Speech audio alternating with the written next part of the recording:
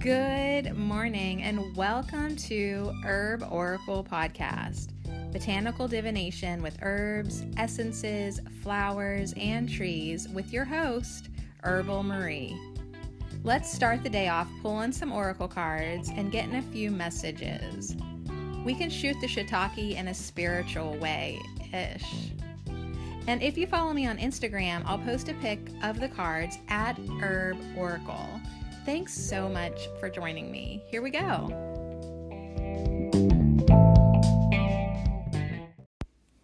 Hey, good morning. Welcome back. It's Monday. So for being excited I probably recorded mentally, pretend recorded several episodes all weekend long in my head.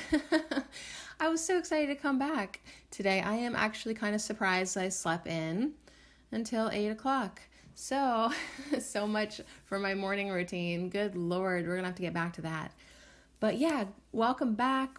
Took an extended weekend off to celebrate the summer solstice, which is also my daughter's birthday. So fairly big day.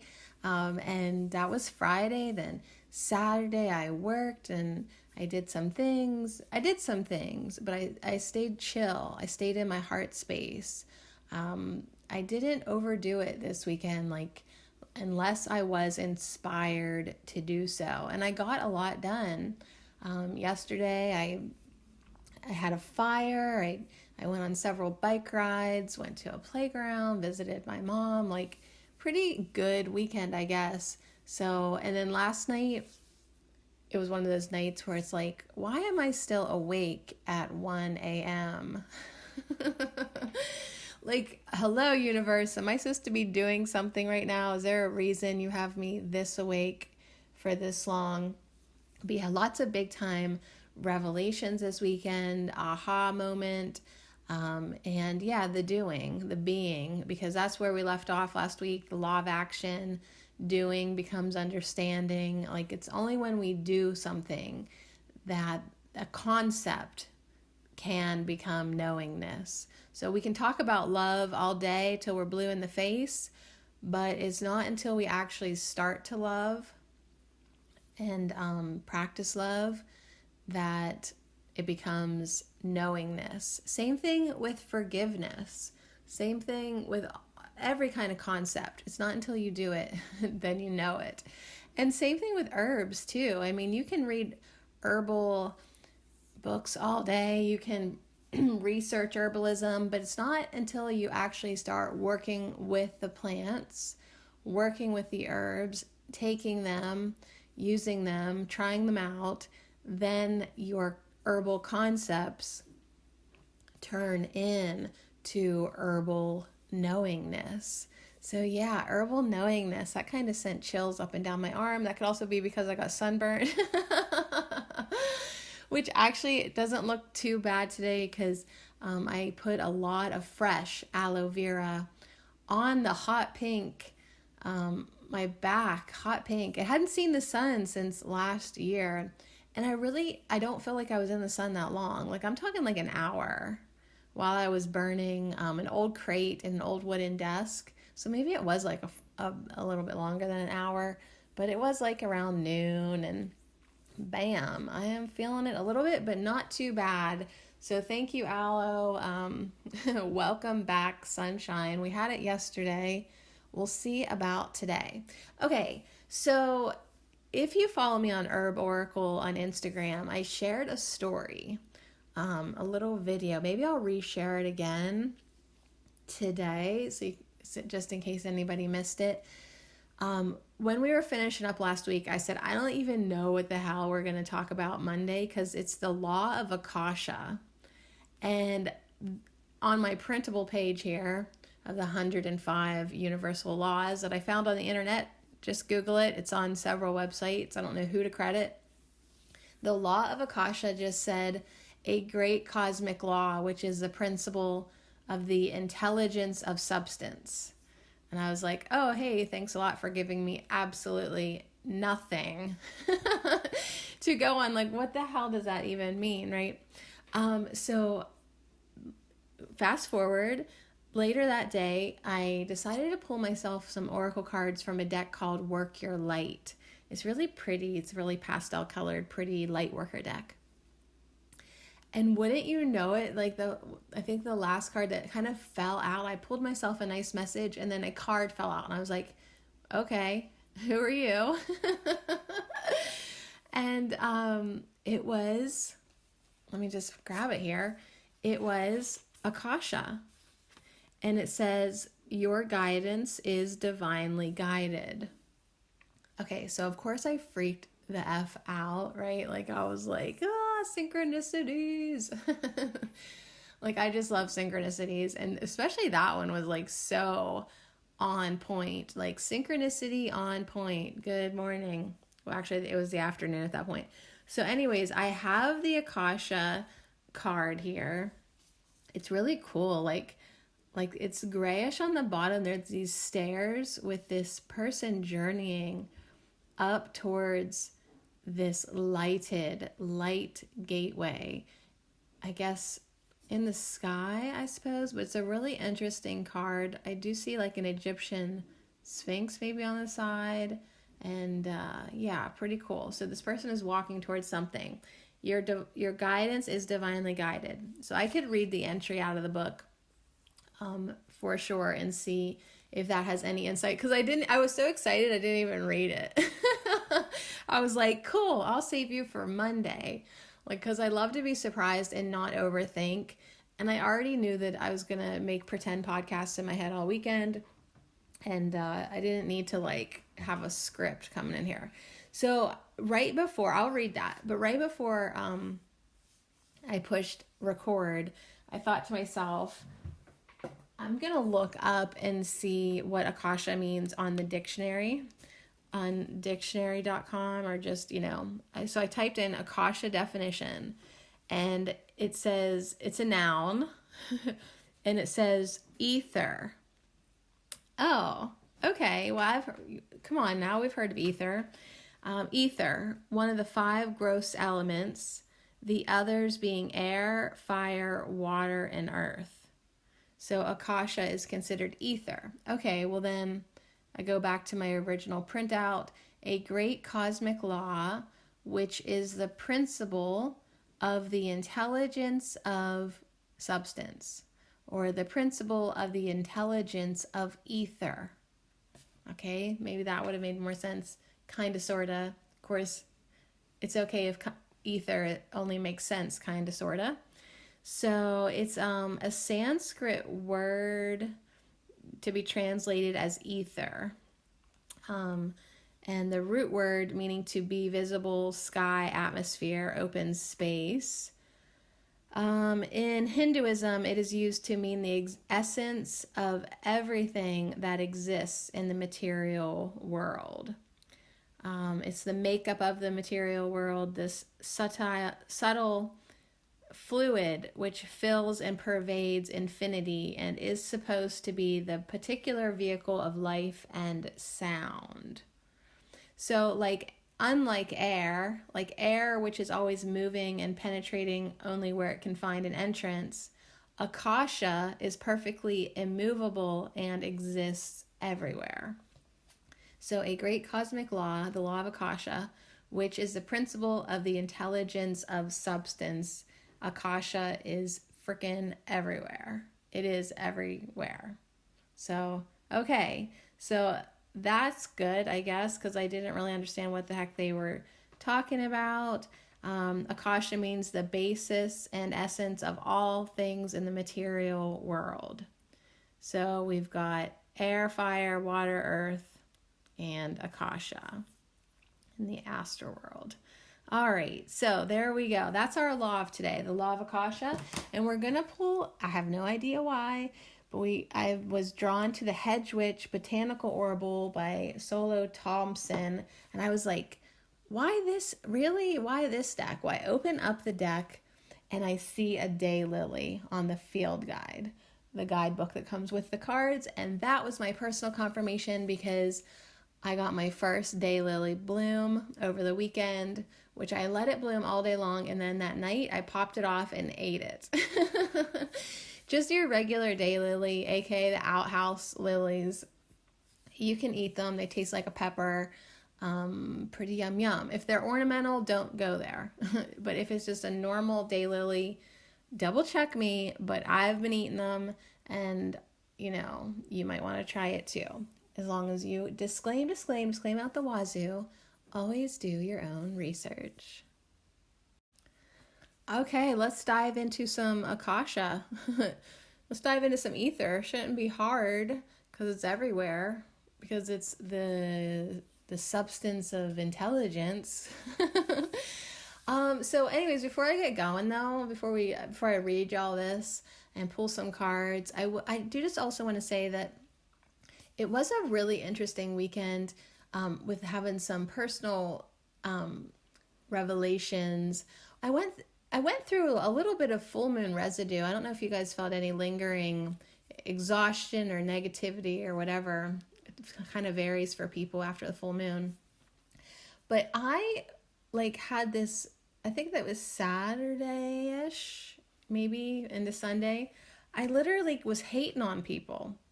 And I was like, where the heck is this coming from? Like, I'm trying to practice love and forgiveness. And but I got caught up into the debate, like I didn't get really caught up in it, but it caught my attention.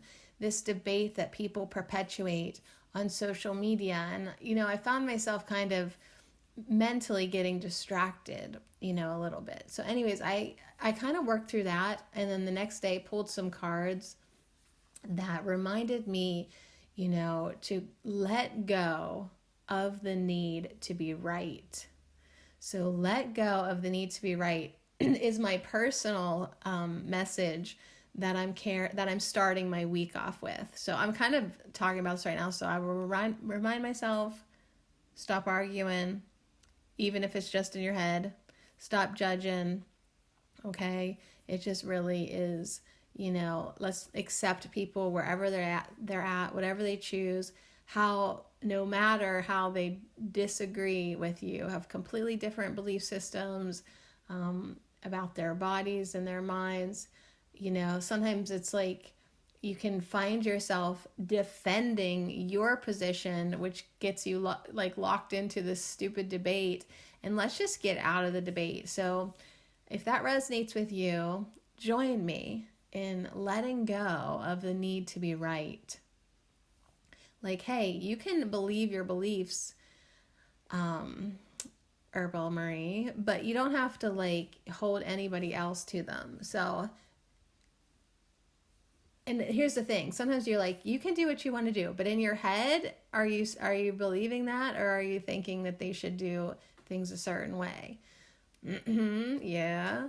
So let go of the need to be right. That came in strong for me this weekend, and I really want to work on that. So another thing to work on, letting go of the need to be right, getting back to gratitude. I told you guys I would tell you some things that I was grateful for every day.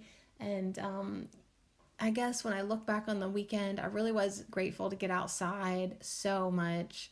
Take bike rides, even though it made my butt so sore. All that, all those rocky roads makes your tush hurt. No, that makes your tush tender. Not that it hurts, but if I got back on the bicycle today, I'd be like, oh, you're tender. But anyways, that was really great. And just being around my kids and around the plants and the animals, and really appreciating just being in the moment and trying not to think too far ahead and not worry and stuff. So anyways, still working on that gratitude. Now I'm going to let go of the need to be right. All right. So the law of Akasha is what we're going to talk about today, and then we'll pull some herbs from the Hedge Witch Field Guide for whatever reason. We'll see. Your guidance is divinely guided. That's the card that fell out. Oh, you know what? I'm going to put this down first, and we'll put the herbs around it. I was like, I wish you guys could see this card. Well, duh, I'm going to take a picture of it and put it on Herb Oracle. I take 3 days off. I forget how to do this morning show. So I'm going to read from the guidebook here, Work Your Light Oracle cards by Rebecca Campbell. Akasha exists in the 5th dimension and the library of souls. All soul contracts, histories, gifts, lessons, and more exist here. We each have access to this information of the past, present, and future and can tap into it at any time. While we have free will, there are also points on the timeline of our lives that are predestined or pre-planned. Soul contracts or agreements that were made before incarnating. It could be a company you choose to work for, a relationship you planned to have, or a person you agreed to mentor or help. Whatever it is, know that it is divinely guided and will not bypass you. So yeah, we've got free will, but according to this book, we've got a few predestined, pre-planned agreements. So if you're waiting for a sign to proceed, this card is it.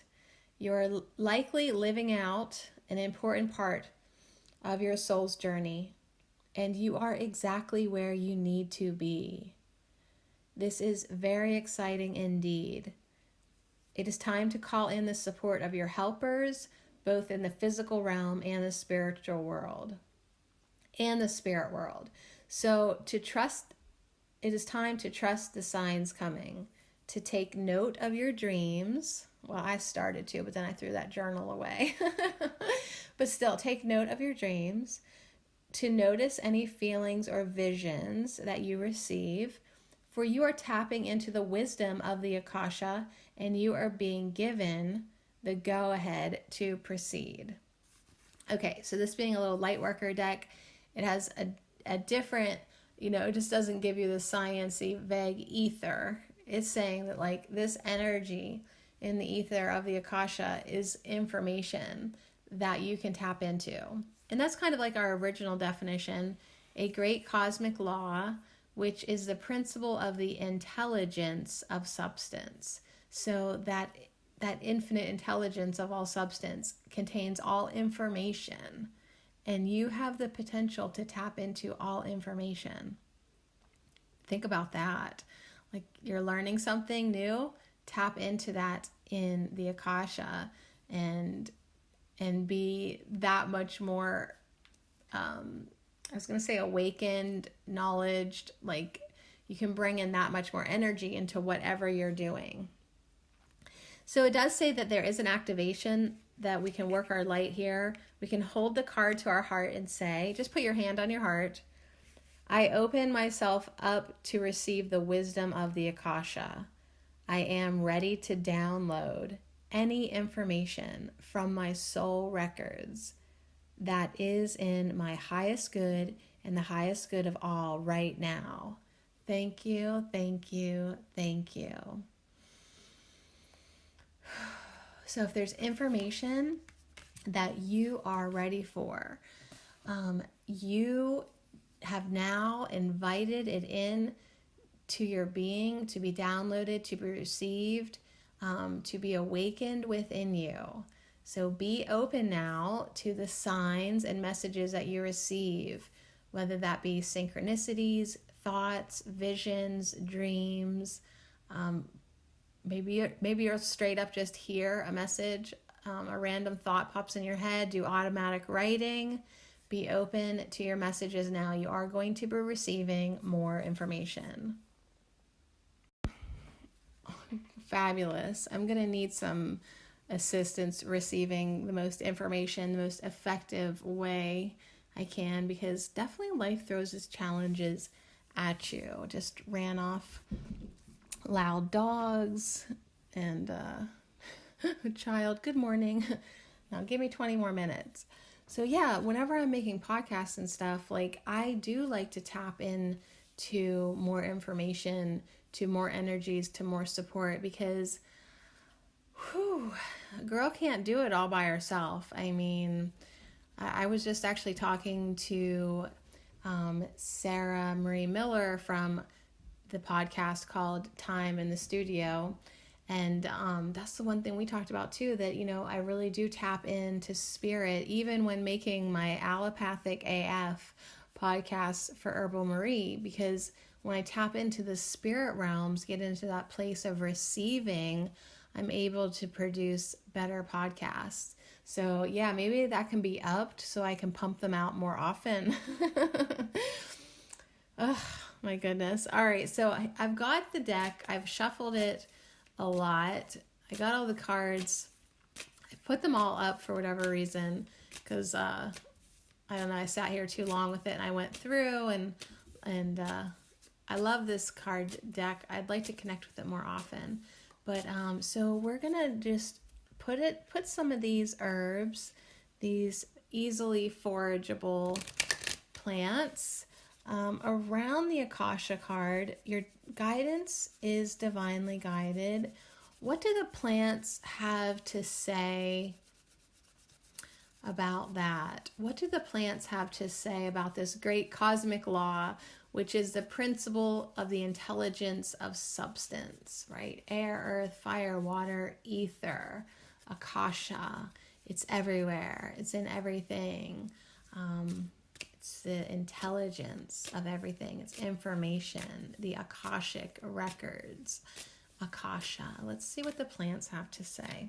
So we're going to start out with chicory, who has a message of sustain. So I would say that, it's coming in and saying that this energy sustains life.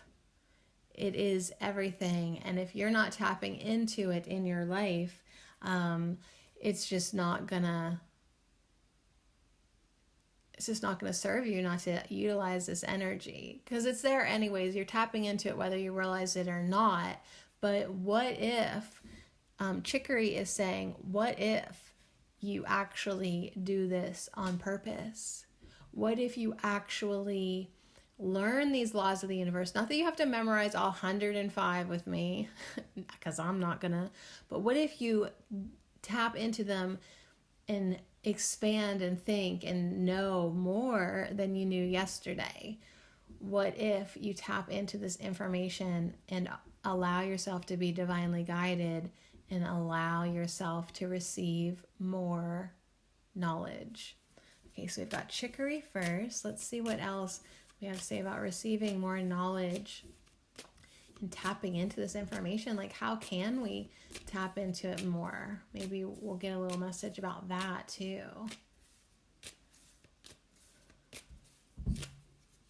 Okay, next we have Rowan. Rowan actually has a message of protection. So I feel like Rowan just says, well, hold up. Oh, you want to dive into it? You want to know everything?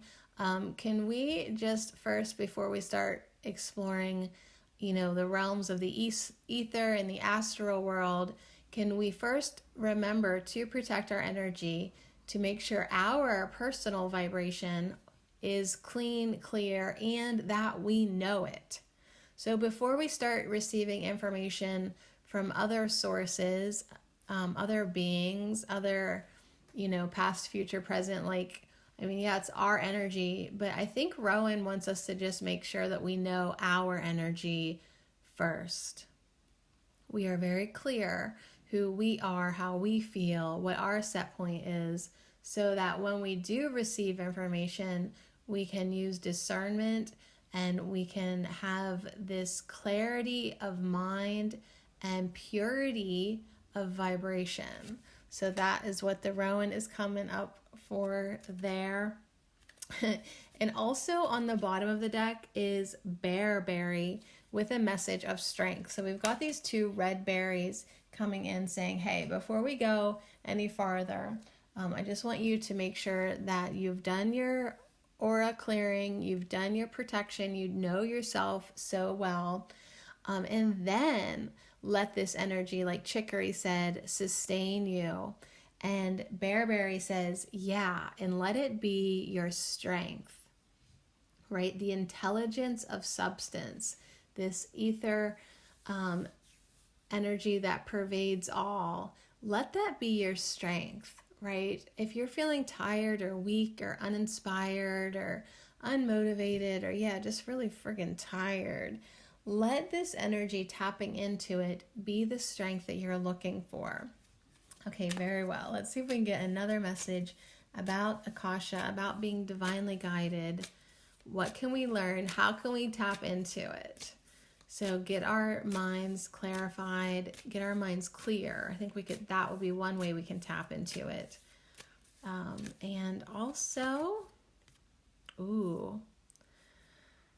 okay, so we got Hawthorn, which slowed me down a little bit because it has a message of being sacred. So let's just not, and on the bottom of the deck, coming in with Hawthorn is Elder with ritual. So I feel like the message is, your inner nerd just got really excited, like, yay, information, bring it, right? All right, herb nerd, just chill out a second, because it's not just about the mind. This is a lot of sacred information that could come through, a lot of personal, spiritual, honored information. So sacred came through with ritual. Elderberry and Hawthorn together are saying, don't just jump in and be like, where's my information, yo? where's my divine guidance? Where's this? Where's that? Like, really be reverent and really go at your life and this connection to this energy, this Akasha that sustains and has all this intelligence. Go at it with a sacredness, with a respect, and maybe create a ritual to tap into this information. So if you're just like, prove it, if you're just like, bring it, if you're just like, come at me, bro, with this energy, it's not going to be received as well as it would be if you just took time every day to create a sacred practice, whether that just be being you sitting on your desk, at your desk, in your chair, closing your eyes kind of at the same time every day, or just closing your eyes and giving yourself this awareness that you are entering into a ritual now. So you take a deep breath and you just drop down into the heart space, down, kind of scoot away from your mind, away from your thinking self, and you drop down into this space on the daily. And it could be as simple as that, as simple as, now I am in this space to receive. Now I am in the openness and awareness. And then you just sit in that space, that open, expanded heart space, and allow whatever or none ever. Just allow yourself to be there. And then if some information comes in to find you, that is one way of allowing it to come in, getting out of your mind. As I open my eyes and blink to try to get back into my mind to form sentences for you, get yourself out of your mind to get in that different kind of space, that sacred space, to just receive information there. And sit in that sacred space for a while. If you don't receive anything right away, just enjoy that feeling of peace and expandedness. And then take a deep breath and maybe then continue on with your work, right? With the project you're working on. And you have opened up a gateway for different kinds of energy to flow in. So every day, have this ritual, and it could be any way you want. Maybe you want to sit and light some incense and breathe.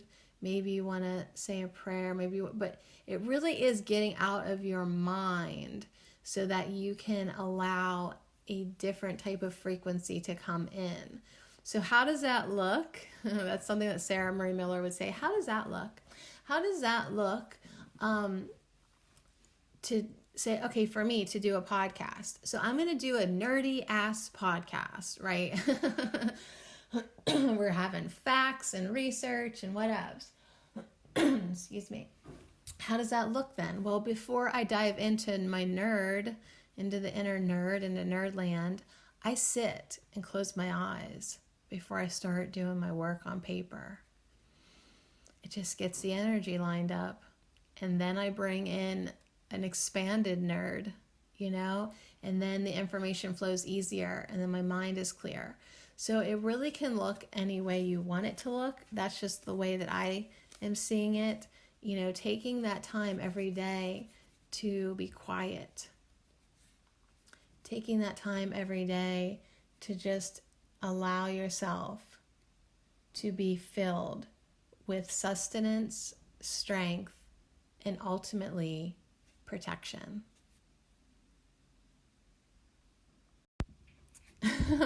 Okay, holy crap, I got interrupted again. But Trout Lily is reminding me to have patience, and Kohash is making me laugh with a message of repel. Yeah, I would like to repel these distracting energies. Good Lord. Because, it has been quite a bit of distracting energy in my life for the past 2 months. That has definitely slowed down or sidetracked my receiving of information. My biggest complaint with my personal life sometimes is that, God, you have been distracting. So that's all right. I like a challenge. And we're going to get our final card here for the Akasha. We're going to get it quick. We better get it quick while we can still get it. Jeez. No, it's going to come through. So even if you are having a little bit of distraction, or, you feel like it's just kind of challenging right now for you to tap into higher guidance, just have patience. And even if you're in a good place and you're not feeling like you're getting messages, have patience. Basically, wherever the hell you are, continue to have patience in your life. All right, so your guidance is divinely guided. Let's have one more card, just one more card. Anything left to say about the Akasha, of this intelligence of substance, the ether? It's everywhere. It just is. We can tap into this knowledge. We can tap into this information. I don't know. What should we do with it once we tap into it? Dang it. I guess I'm going to go with this card popping up. Oh, it's Golden Poppy. I said, what can we do with it? And Golden Poppy jumps up in the bottom half of the deck, not quite the middle. And it is a message of dream. Okay, so I'm thinking of Feel Good. That Rhonda listener just messaged me that I should check out Feel Good. And he has been talking in the videos that I've been drawn to about using our imagination, using this ability to dream, to daydream, right? The golden poppy is sunshine. It's light. This is not dreaming that we do at night. This is dreaming that we do while we are awake. How can we use this information? How can we tap into it more? It's our imagination. It's our daydreams. It is what we are doing while we are conscious and aware. So that's kind of cool. Like whenever I think, how can we tap into this energy more? It is with our imagination. So yeah. And I just want to peek at the bottom of the deck. It's Lady's Mantle, which is magic. So yeah, once we start to invite this energy in, be open to it, clarified to it, right? Yeah, we are going to make sure that we're tapping into the only energy of the highest good. So we're going to make sure that we've done our protection work. We're clear. We know who we are. We're coming at this from a respectful, sacred place. We're creating our daily rituals. We are going to create daily rituals of using our imagination. If we've never done that before, if that's not something that we do, we're going to start doing it. I'm talking to myself here. So anyways, this guy, Phil, Feel Good. Yeah, I think that's what his name is. Feel Good says to every night maybe take an evening walk. And while you're going on this walk, like really daydream and imagine. Imagine that you are a 10-foot tall giant on this walk. Or imagine that you are a queen. Or imagine that you are walking, being surrounded by dragons. Those are just a few of the things that I thought of. But whatever it is, use your imagination. Infuse some color and like just this energy into your walk. And allow your imagination to expand your energy to bring in some new juice. I don't know why.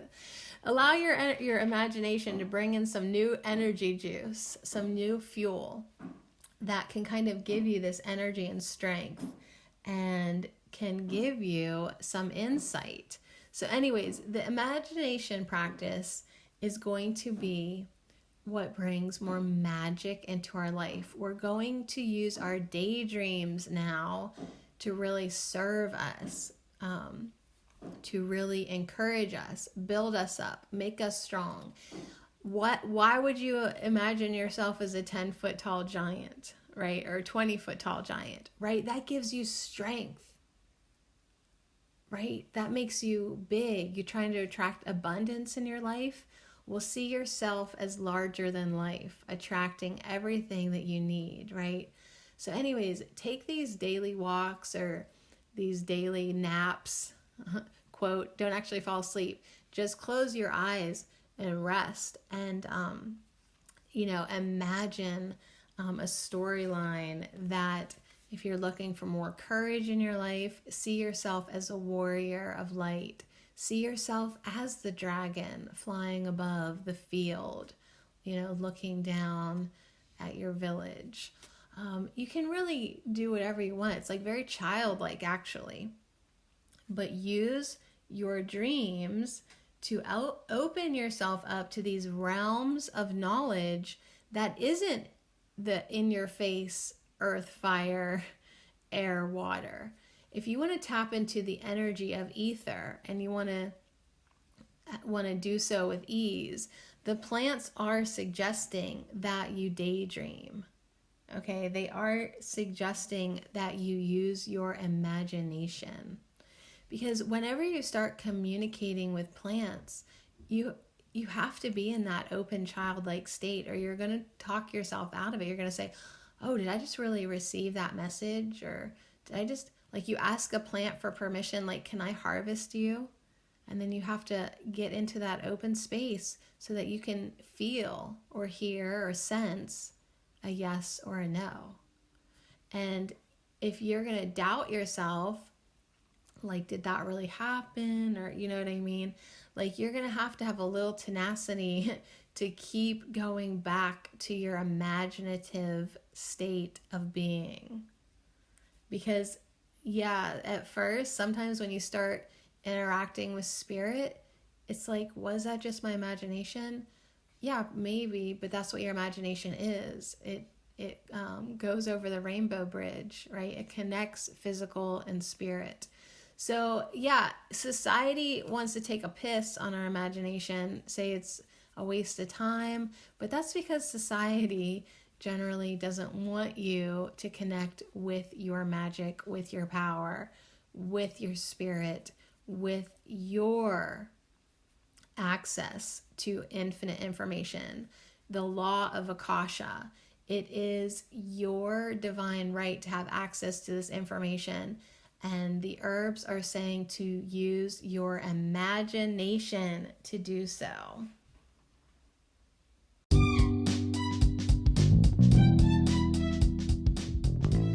All right, so that's one way to start the week off.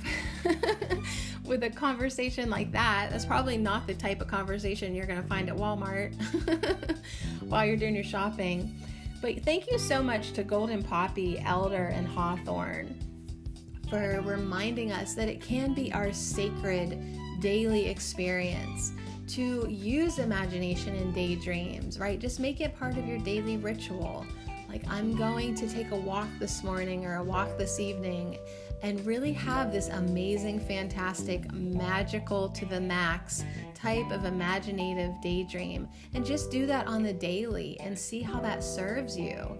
See how that strengthens your creative connection to the divine. See how that sustains you with keeping you up in the higher realms, the energy, the high vibrations that make your everyday that much more magical, right? You enjoy your day when you're feeling good. So why don't you? Why don't you try something new? Give yourself permission to use a daydream on the daily to see how that makes you feel.